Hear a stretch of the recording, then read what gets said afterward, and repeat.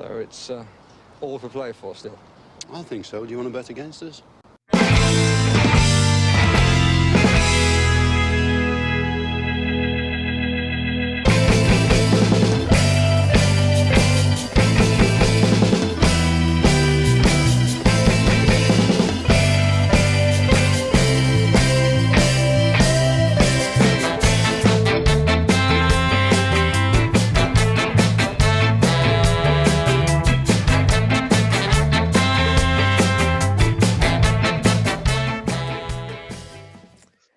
Hi villains and welcome to For the Love of Paul McGrath podcast. It's Neil and Paddy back again. I'm loving the fact that all these games are coming up thick and fast at the moment. And to be honest with you, I don't know what I'm going to be able to do when we have a full week in between games to rest and to recover. Not just us to rest and recover, but the players can rest and recover. Dean Smith can get a full proper tactical analysis of the upcoming team that he has to play.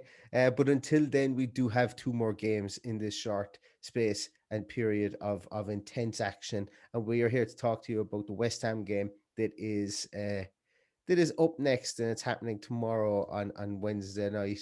And Paddy, how are you doing? Are you looking forward to this game tomorrow? I suppose that's a real silly question. I don't even know why I asked it because it's kind of a rhetorical one. But West Ham, I suppose, are we envisaging any kind of surprises? Or are we thinking anything of this game in particular that's coming up on Wednesday?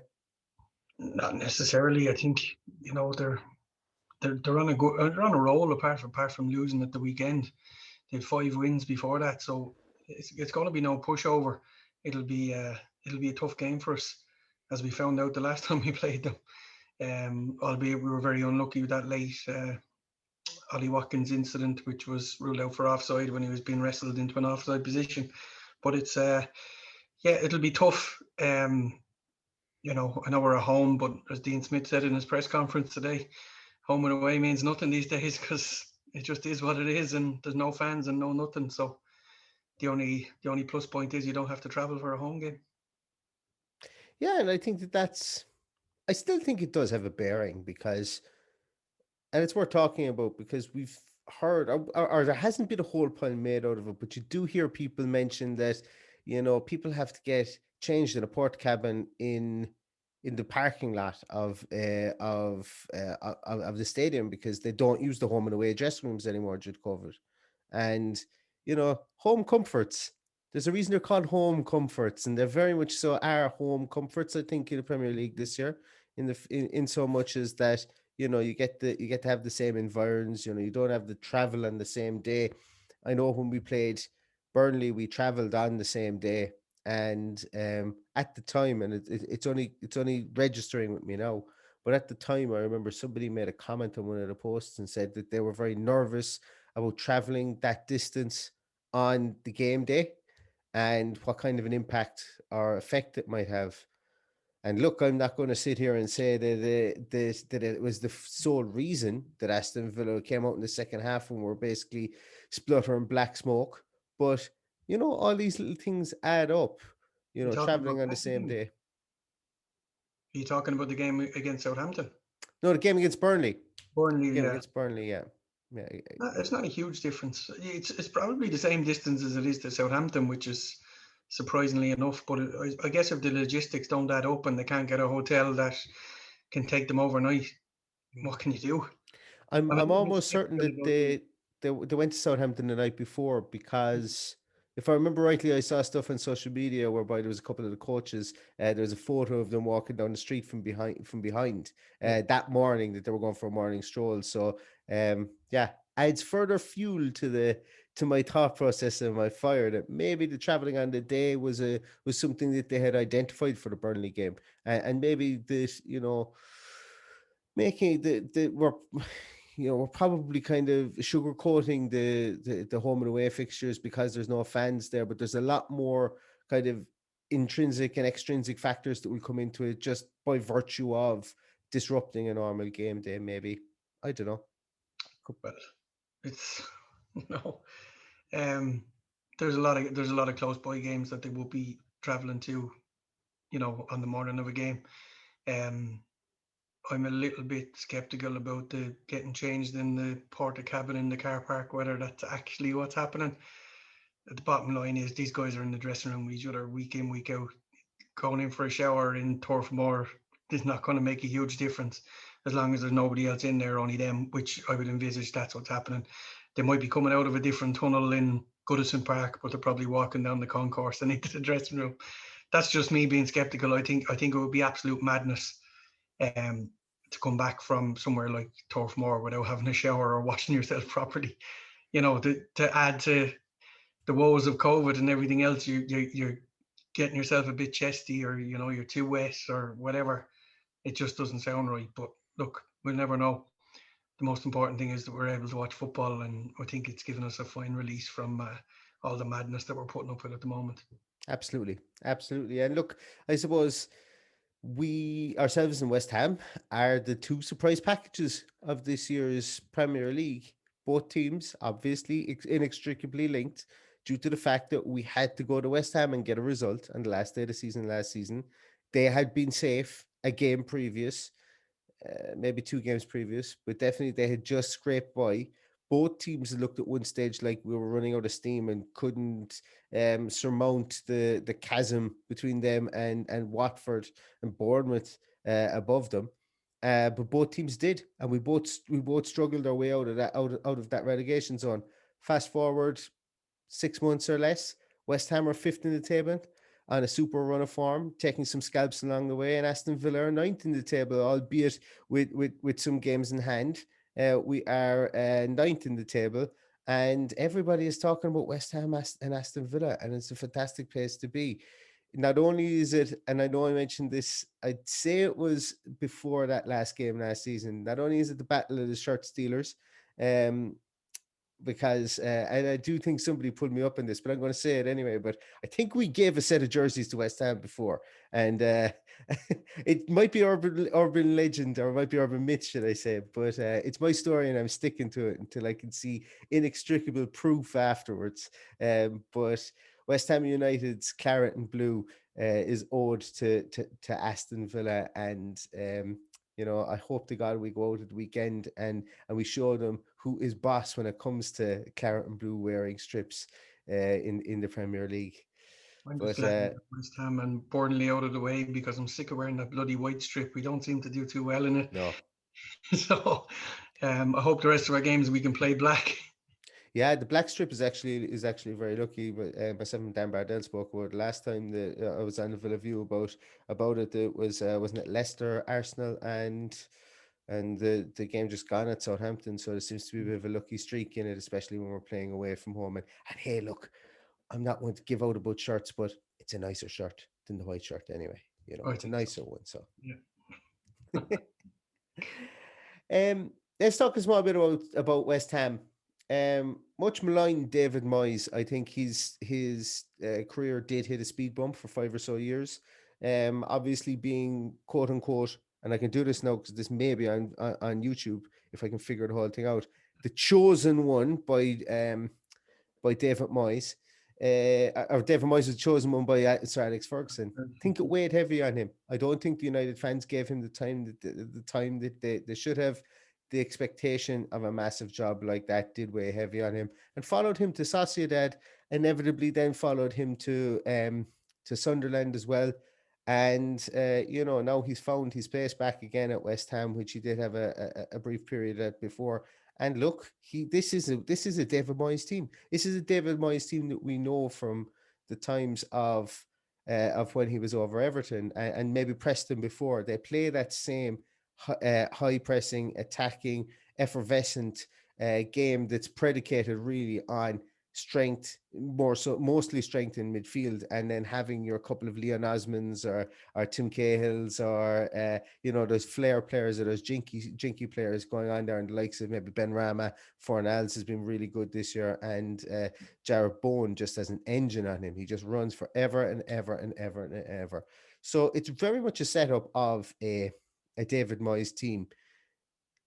Where do you see, Paddy, are going to be the I suppose the danger points heading into this game on Wednesday? Well, there's a couple. the defending from corners, I think, is a big thing. Dawson's well able to nod home a couple of goals. I think he scored 5 or something this season. 9-1 to score on Wednesday. Pardon? He's 9-1 to score a goal, score at any time on Wednesday. It's one that stood out for me when I looked at the odds today. Souček as well, big guy. Great player. Declan Rice is a big guy. So I worry about the set piece. I'm sure they're working on it and then they know what they're up against. With regards to the front line, the likes of Fernals, Mikel Antonio is just a little rocket. Albeit, I watched him the weekend against Liverpool and he looked like a guy who was either short of confidence or short of fitness, but he just didn't seem to get into it like he normally does. We got Ben Rama there, well known to a couple of our players who would have played with him, and of course Dean Smith and Richard O'Kelly. So he came on against us the last day, and the only thing he did in the 45 minutes he was on was set up the winning goal. But that's all he needed to do. They've been on that 5-game winning run before losing to Liverpool. They're going to set up differently, a little bit more negative against a side like that. But I would imagine this is going to be end to end, tit for tat kind of. We're set up quite similar. We attack the same, we press the same. It's all pointing to be either a tactical masterclass by both managers and a 0-0 draw, or end to end and a good few goals. And I'm leaning towards the latter. I think there will be goals. I think there'll be goals at both ends, and I think we're in for a really good game. Yeah, I'm going to stay away from goals at both ends or anything like that. Because if anything taught me, we got it wrong in the Burnley game, and I was going to throw the statistic and say that Villa have kept a clean sheet in their last 3 home matches in the Premier League. But you just know I don't want to make a big deal out of that, because you just know it's not going to happen if I do after that Burnley game. Just like ourselves, West Ham didn't make wholesale changes. They didn't make wholesale additions during the January transfer window. They brought in just one player, in Jesse Lingard. Now, me personally, I think Jesse Lingard is a good player.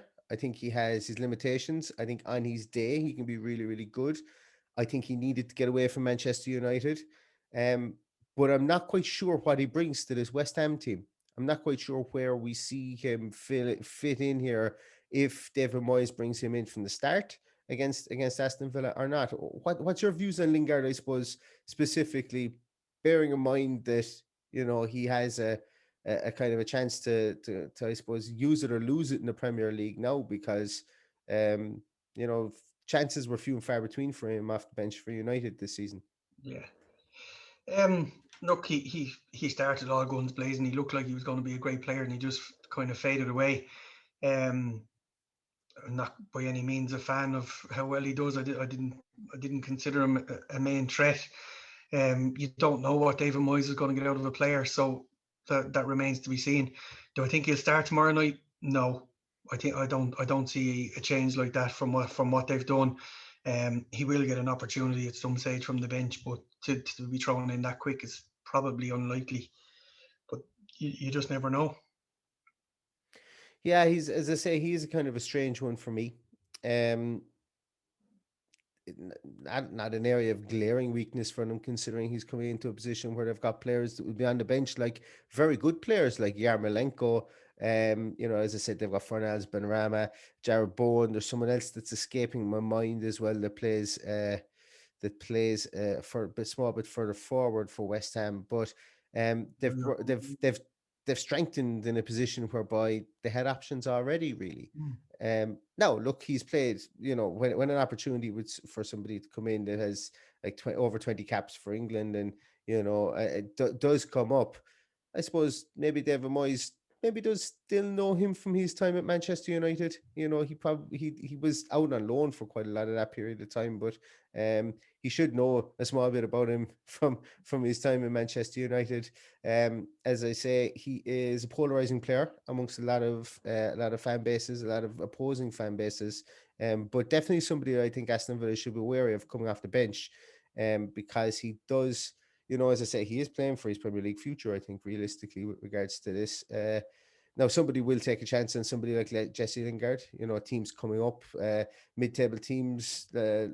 West Ham's actually, if I was asked to name a team that would be in for him, I would have said someone like Newcastle or West Ham, maybe. That would have come straight off the top of my head, but I wouldn't have been able to explain where he fits into either of those two teams, Jesse Lingard, because on his day he can be fantastic, but on other days, you know, didn't he have the ignominy of having no shot on target up until the last game of last season? I think it was Jesse Lingard. He had there was some Kind of a crazy standing joke, statistic. isn't it? Yeah. Yeah, some crazy statistic. And some fella had like 500 quid on him not to have a shot on target in the whole year and to win like 500,000 or something. I remember there's some ridiculous bet, and he had a shot on target in like the 93rd minute of the last game of the season. You couldn't write it. You couldn't write it. But yeah, it's definitely somebody that I'm going to keep an eye on, especially for when he comes on, because as I say, he's a kind of like a guy that when he's scored, he can go out and he can do his best work. So I'd underestimate him at our peril, I think, if he were to be sprung off the bench. Speaking of the bench, Aston Villa bench we're going to speak about now. But before we do, I suppose really we'll preface it by, do we think there are going to be any changes on this team come Wednesday night for Aston Villa? Well, all the signs are is that there won't. I think he's decided this is his best team at the moment, and unless somebody either makes a mistake or does something extraordinary to push themselves into it, I can't see it happening. Would I like to see it happening? I would. I'd like to see a little bit of pressure put on Bertrand Traore. I wouldn't mind seeing him sitting one out whenever that is. I think it'll keep him on his toes, but he looked a bit flat at the weekend, so I wouldn't mind seeing him changed up for Trezeguet just to offer something different. But look, we'll see. I think that's quite plausible. I actually think that's more probable than it's not. I think for this game, I do think we will see a change. I do think we will see maybe one change. I'm not going to rewrite Dean Smith's philosophy and say he's going to make 3 changes because he's going to turn into Claudio Ranieri and start tinkering with the team all of a sudden. He's not. And that's fine. That's okay. As I say, he's the manager. He'll live and die by his decisions. And I'm sure he's taking into account all the statistical information, all the sports science information, as we've spoken about before, all the GPS information that they get to, which is really relevant information.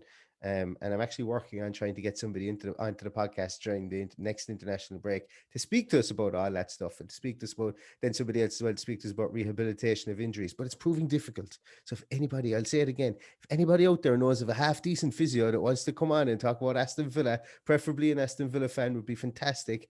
Just give him my name and tell him to drop me a DM, because or her to drop me a DM, because I'd love to talk. I've got a couple of questions on injuries and so on. But I think maybe we do see Trezeguet come in for Bertrand Traore. I don't think we see Morgan Sanson start this game.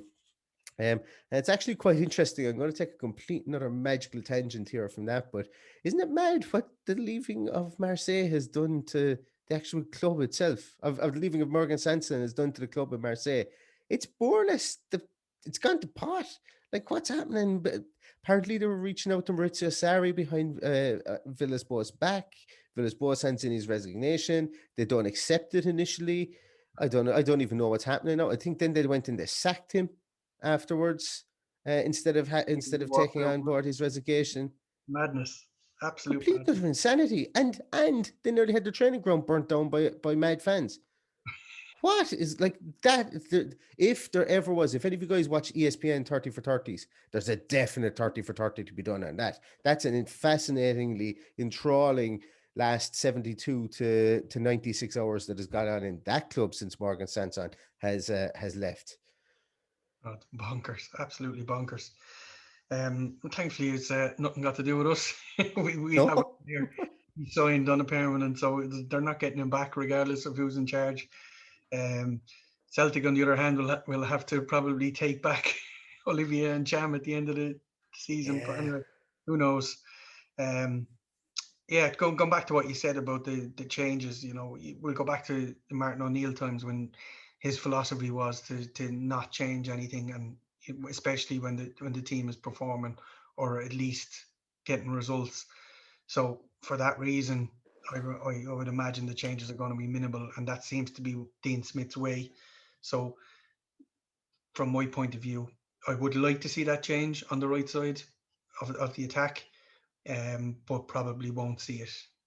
That's you know it's actually beginning to get a bit monotonous with what we talk about the changes because they don't seem to happen. But you don't change a winning team. That's always the philosophy Yeah. of good managers. We won the game at the weekend, albeit we weren't firing on all cylinders, but we got 3 points. So we'll see. He has changed it up in the past with El Ghazi coming in and he took his chance and scored 5 goals. So why not do it again just to keep the others on their toes? That's just my thinking on it. Yeah, as I say, I don't think anybody would be disappointed if he didn't make the change. I don't think anybody would be disappointed if he did make that change. I think realistically, there's only probably about 2 to 3 players that we would be disappointed in if they were changed from the team. Probably maybe about 4, I suppose. If for some strange reason and inexplicably he decided to rest Matty Target, I think Twitter would explode, which is massive considering that this time last year there would have been no general consensus, and that's down to Matty Target just being an absolute phenomenon this year, which is great to see. I think obviously if Jack Grealish was rested for an inexplicable reason, whereby I think if he's ever going to rest Jack Grealish for a game, he needs to get out in front of it with his press conference about 4 or 5 days beforehand to let people, assimilate it and let people down gently. Yeah. I think certainly Jack Grealish and Ollie Watkins. I think if you were to out of nowhere rest Ollie Watkins and bring in Keenan Davis, I think the knives would be out pretty quickly on Twitter as well. But look, there's a lot to be said for having a settled team, provided that you aren't running players into the ground. And I can't say this enough, and I can't stress it enough. There's the days of just playing players, of clubs not having a clue where physiologically their players are from a sports science point of view is just gone. It's not there anymore. So, I would really, really, really, I can't stress it enough how much that the data from the physiological side of things and the fatigue side of things and the muscle stress side of things and all this information put together is every bit as important as looking at statistical trends from a point of view of what a team does in a corner from this point of view, what a team does from free kicks from this distance out, all that kind of statistical analysis that you do on the opposing team that you're playing. Knowing the physiological data and the GPS data from your own team is every bit as important. And I'm sure there's a daily reports coming after trainings, before trainings, and so on for each player, especially in the COVID times. Well, I'd say those reports are even coming during training sessions, during matches. And I'm probably being a bit harsh saying that Traore was a big part player at the weekend.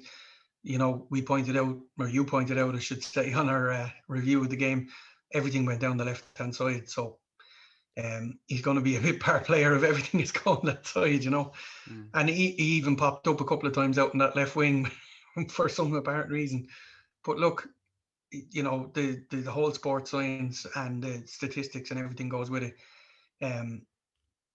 I've seen, not necessarily Villa games, but I've seen pieces of paper being handed to managers which are undoubtedly looking at somebody's heart rate or work rate or they look at things like the amount of meters covered up to 60 minutes and they can tell who's struggling or who's really suffering with whatever is going on at that time. In our case, the recovery from the layoff and not training together and not playing ball and the COVID thing. So all of those things are looked at. It's actually, you talk about someone coming there. I'd love to hear what someone has to say about what happens, in those companies, and the information that's relayed throughout the game is phenomenal. I had a brief introduction to it when doing my coaching badges, and it absolutely blew me away because you've so much to think about on a match day. To be handed that kind of information must absolutely blow your mind. To be sitting there thinking, Oh yeah, Jack Grealish is flying today. He's seen a lot of the ball, and next thing you handed a piece of paper going, Jack normally has 7,000 or 7 kilometers done at this stage, and he's only done 5.5. And that just changes everything. You're worried then, is there something wrong, or what's happening, or then you're looking at the other stats of where he's picking up the ball. Is he picking it up further on than he normally does? That he's not running with it and not getting extra meters under the belt. There's so much to consider. The modern game is just a minefield of different stuff. It goes to show with the amount of staff that's there for training for match day. It's absolutely phenomenal. The 200 people that you're allowed into a match, it's nearly 100 people per squad between kit man, physio, all sorts. So it's a whole new game now than when I used to play it or be involved in it anyway. Yeah, absolutely, absolutely, and but it's more fascinating, and I think that there are the margins that, if teams, we talk an awful lot about money, and we talk a lot about the impact that rich benefactors and owners and stuff like that have in the game. And I think the biggest impact that Suarez and Wes Edens have had on our particular club is the structure. And I don't mean just this. I mean a coherency from top to bottom. I mean um a kind of, they're running it like a business. They're running it like, and it is run a small bit like an American franchise, as in a basketball franchise or an NFL franchise. And I don't mind that in a derogatory way, because there's lots of good things you can take out of it, like having the initial kind of supposed general manager in the Johan Lang, which is director of football, also having the figurehead Purslow. Like, if there's anything to be communicated, it goes through Christian Purslow, and that itself is quite good. It takes that pressure off Dean Smith, allows Dean Smith just to talk about the squad itself. They roll out Johan Lang whenever there's a signing made, because a lot of it has to go through him. He's the negotiator. He's the director of football, and I like this. I like this kind of grown up attitude that the club has. But getting back to what I was saying there about money, yes, money buys you players, but also what money does is it allows you to set up these departments within your football club, and set up these, like, the scouting department is one thing, but like the days of having the old 60, 70-year-old guy in the flat cap looking at parks in and around Birmingham, there might be some aspect of that, but a lot of the scouting would be done online. It would be done via video scouting, but also it would be done via setting up things like sports science departments, and so on, and getting physiological reports on players, and more kind of data on from that side of things, to decide whether somebody is a good enough signing or not. And then the medicals then are really just checking bone densities and things like that, and making sure that old injuries and dental records. Like, I'll never forget when Ali Sissoko went to sign for, he was supposed to sign for Valencia, I think it was initially, from Porto, or vice versa. It was something like that. And the whole thing was off. The whole thing was cancelled because he'd had a root canal that wasn't done correctly. Or something along those lines to do with the dental records. Yeah, and he'd go and get that sorted first, because they felt that it could affect him with migraines into the future, and it cancelled the whole deal. Yeah. No, I'm paraphrasing an awful lot with my factual information on that. I don't have it with me. All I know is Ali Sissoko was moving from one team to another. There was something wrong with his teeth, and they cancelled the deal at the last minute, and because he had to go away and get it fixed. So they didn't want to make the investment. I think it was a deadline day transfer. They didn't want to make the investment on him because of dental records, and that's what smart teams do. Why go away and spend 15, 16 million on a player that might have a bit of an issue for 6 or 7 months that you can't get sorted? If like, protect your investment, I suppose, really, and be smart about stuff like that. Yeah. Um, To answer your question about the guys in the park watching guys playing football, it's a lot more complicated these days. Um, I know for having done it, not even recently, in a few years ago, having done a bit of scouting for somebody, you need to inform the league, you need to inform the teams, you need to inform the parents of the players. yeah. There's so much red tape involved now. It's not a question of just spotting someone in the park and forward them on. Well, that's the way it is in Ireland. I'm sure it's the same in the UK. I'll tell you a hilarious story, actually, and this is amazingly tangential. We're going completely off our match report. When I was playing underage football, we were playing. It was under 18s football, So it was youth football here in Ireland, considered youth football. But we had a really, really good team. And we were playing a game. It was actually a semi-final. It was a semi-final of our league, Desmond League in Limerick, and it was a semi-final of the cup. And we were told beforehand that there was going to be a guy there and to take no notice of him. And they said, "Look, there's just going to be a guy there. Take no notice of him. Don't worry about it at all."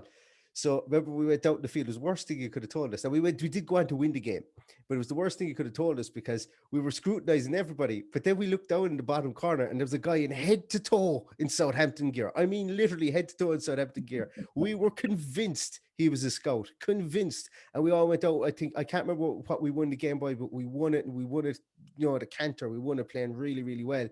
And we were all in the dressing room afterwards. We were talking about it and talking amongst ourselves, like, "Oh, this is a scout. This is Southampton scout." It just turned out it was a guy who was looking to take over our team the year afterwards, and he wanted to have a look at us play. But he just happened to be a massive Southampton fan. So for about 6 weeks after that game, we went on to the final of the cup, and we won the cup as well. But for about 6 weeks after we won the cup and everything, we were convinced we were all going to get letters from Southampton for trials, and the club were being coy about it. And then we went back to training, and this bloke arrives on in all his Southampton gear, and he goes, "Yeah, I'm here to take over. Here to take over the team. I was asked by the club to come in and take you over next year because nearly all our team were underage again." And he said, "Yeah, I'm just a huge Southampton fan." So we were convinced because he was out on his own down near the corner flag, being very non-conspicuous. We stood out like a sore thumb. But yeah, you would stand out being a Southampton fan in Ireland. Huge, yeah. Southampton gear from top to bottom. One of the big, like back in the day before you'd even see too many of those sleeping bag jackets and everything. I never forget it. He had one of those on. He had a Southampton peak that just stood out like a sore thumb. But yeah, alas, never got any letter from Southampton, unfortunately. But yeah, that's my only story about scouting, or potentially being scouted in in the Desmond League in Limerick. But yeah, I suppose going back to the game, because that's what we're here to talk about. I'm not going to make a bold prediction about this game. I think this is going to be a banger. I think this is going to be a really good game. I think there may be some controversy in this game. I think it's nearly easier to say that there will than there won't in most games in this day and age. But I just have the funny feeling that we've got two teams coming up against each other to play different styles. Villa are a lot more finesse based at the moment. Yes, there was a great article from Ashley Priest out during the week, which was brilliant. No, sorry, not Ashley Priest. It was Matt Maher from the Star. It was a great article about how you may not realize it, but Villa are winning ugly, and they're winning doggedly more and more this year, which is the big difference from last year. And he rattled off a couple of games and statistics from them that you might forget about. And I think that the styles are going to make this fight, because we're going to see an awful lot of crosses into that back post area from a David Moyes team, where Souček is going to want to peel off and get out there. Ogbonna is going to want to peel off and get out there. We're going to need to be very careful of giving away free kicks in an area where Garen Cresswell can whip one in, where where anybody can get a nice ball into that kind of corridor of uncertainty, or even into that back post, because Thomas Souček just pops up there at will. He is David Moyes' new Marwan Fellaini, and he's his new Tim Cahill. That's just what he is, and he's doing a bloody good job of it as well. So we're really going to have to be wide of him, and make sure that we get to the second balls as well, because Antonio's a block of a man. Like, if we think that Mikel Antonio isn't going to stand on Emi Martinez for every corner and make a bloody nuisance of himself, and if we're going to play that same tactic with the zonal marking, whereby we allow the back post to be free so Emi Martinez can collect the ball at the back post, and then we break like mad for a counter attack, because that's a tactic that we have had that Burnley caught us out on. If we think we're going to be allowed to do that, Mikel Antonio is going to make a nuisance of himself at corners. So I'd come up with something different if I was John Terry, Dean Smith, and Richard O'Kelly for corners than to have that as a tactic. Yeah, well, look, we've spoken about it many times. The zonal marking, the dreaded zonal marking. There's only a certain amount of times you can get caught out before you start learning from it. So I hope that's not going to be the case tomorrow, because there's many guys there that can come and punish us, and they will. There's no doubt about it that they will. They have enough in their locker there to, you talk about winning ugly. They've been winning ugly all along. The difference between them and us is we've got the games in hand. We've enough games in hand to catch up on them. And you know what? I'm quite happy that those games are in hand and we are where we are, because there's very little pressure on our team. People are enjoying watching us, but yet we're still sitting just below the pressure point of being on the cusp of Europe. That doesn't mean we're out of it. It means that we're just flying below the radar, and I'm more than happy to fly below the radar until we've got to play those games in hand, because once it comes down to sink or swim and qualify for Europe, which hopefully will be in that fight, because it's a much better fight than the fight we had last season. As much as it was enjoyable and a relief to stay up, I think it would be a much more euphoric relief to qualify for Europe. But I won't be too disappointed either if we aren't. But look, we're in a much better place.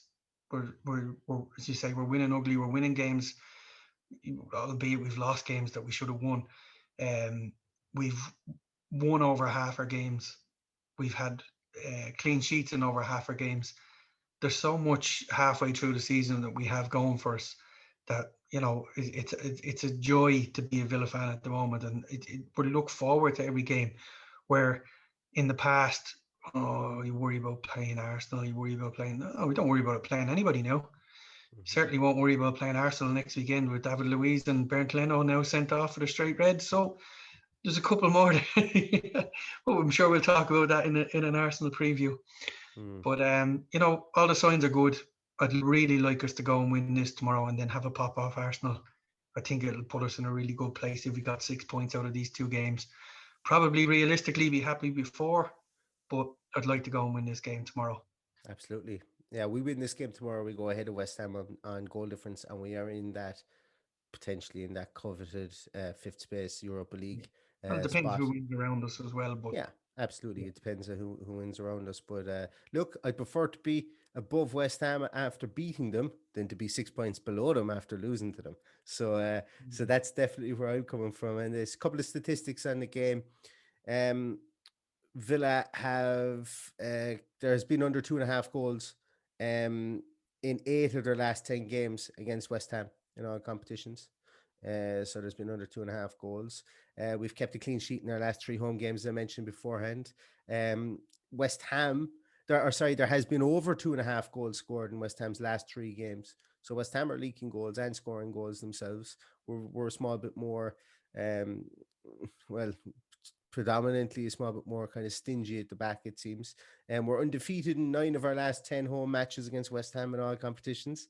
And West Ham are undefeated in their last 6 matches against Aston Villa in all competitions. Seems to be like nobody loses these games. And, that they're low-scoring games. I think the carrot and the stick here is the fact that I think it will be drilled into these players that, look, guys, treat the games that you have in hand as a blessing. We had games in hand last year, and they turned out to be a blessing for us in our fight for survival. We can use that same momentum, that same mindset, and that same kind of sports psychology, whatever was done in that aspect. The fact that this team always believed they could get out of the mire last year using the game in hand.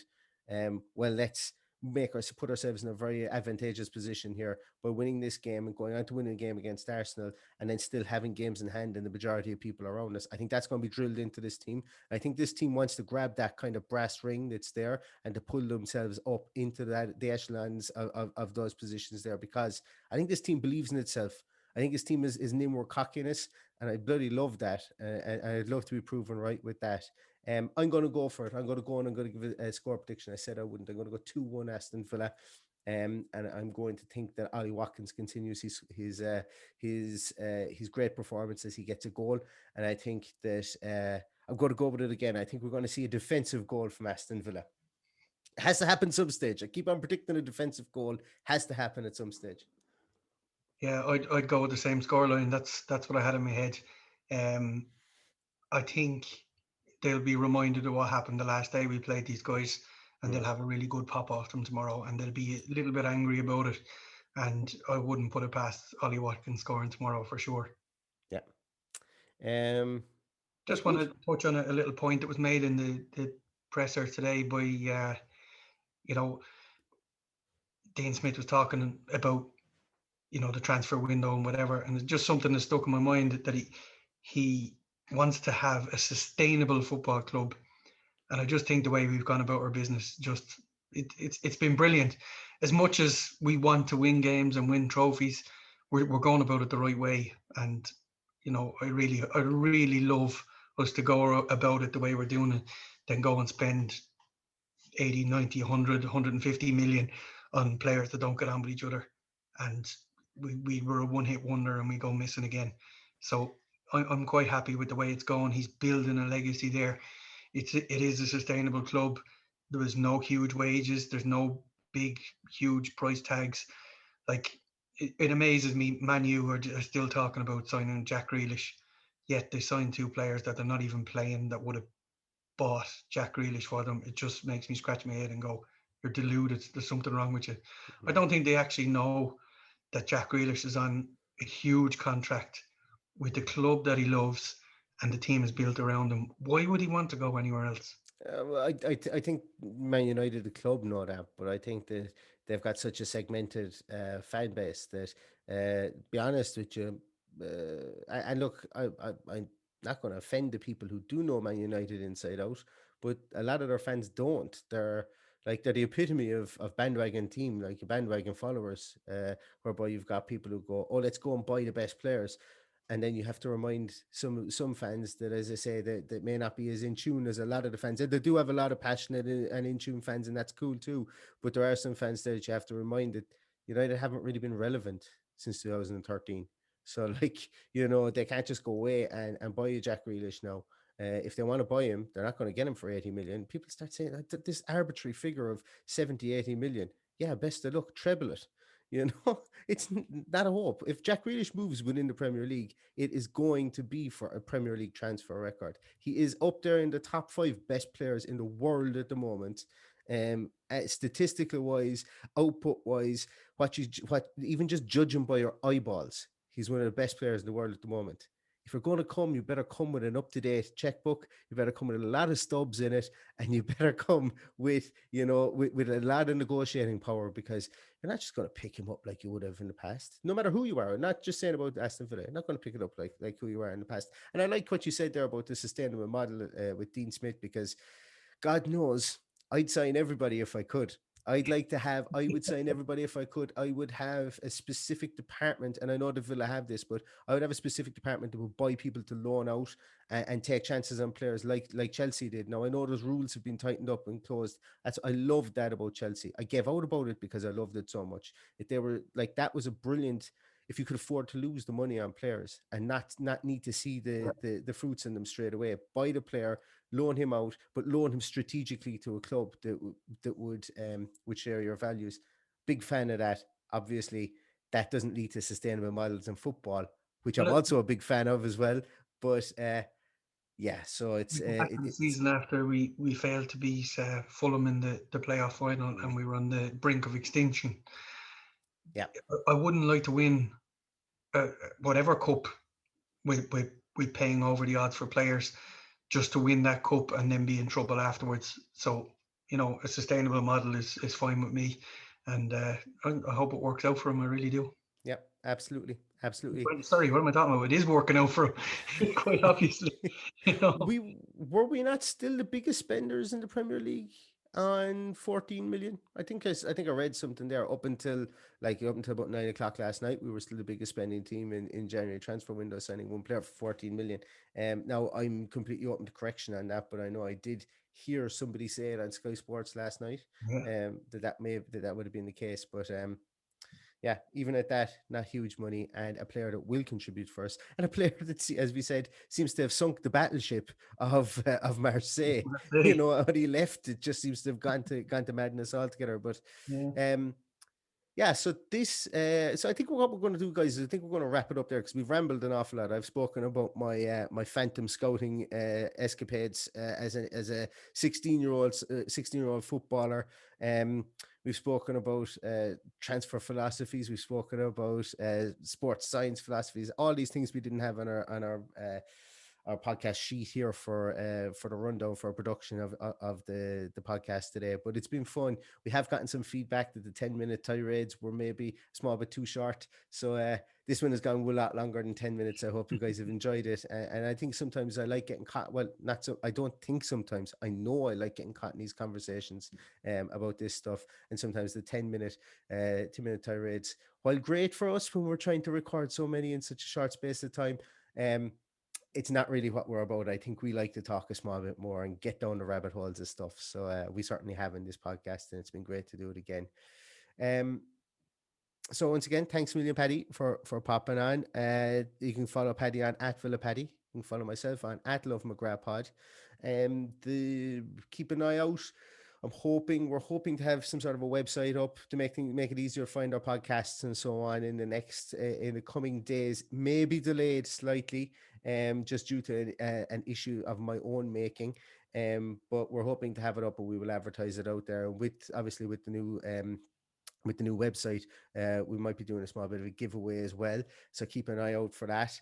There is an ongoing giveaway at the moment. If anybody listens to this or has listened to the last podcast that we did, the Southampton review podcast, please like that post. Please comment underneath it with a picture of you, of your player, of you listening to the podcast. You still have time to win a hat, or to be in a chance to win a hat. We will announce it on the review show for the West Ham game tomorrow night or Thursday morning, depending on the result and how pissed off we are or how happy we are. But it will be announced on the review show of West Ham. So if you're waiting for the results of this one, there still is time for people to enter it. It will be on the review show of West Ham, and you have to put your screenshot in under the review show of Southampton. Okay, so comment under there, just so I have it all in the same space, so it's easier for me to pick a winner. It's me being drastically lazy on that one. But thanks everybody that have entered so far. I think there's like 25 or 6 entries already so far. And we pick somebody at random, and we will announce you on the West Ham review show coming up. So that's great. Thanks, as I say, to everybody for listening. You know, the numbers are just fantastic. It warms my heart to see the numbers of people listening week in, week out go up, considering the two of us just kind of natter on here in our semi-distinguishable accents. I know the Dublin accent is a lot more distinguishable than my hybrid bastardized accent between Limerick, Galway and Cork over here on the west side of Ireland. But thanks to everybody for listening in. This is going to be a fantastic game, I think, against West Ham tomorrow night. Hopefully we come out victorious and leapfrog them into the Europa League spots. But until then, everybody stay safe, and all that's left to say is up the Villa. Up the Villa.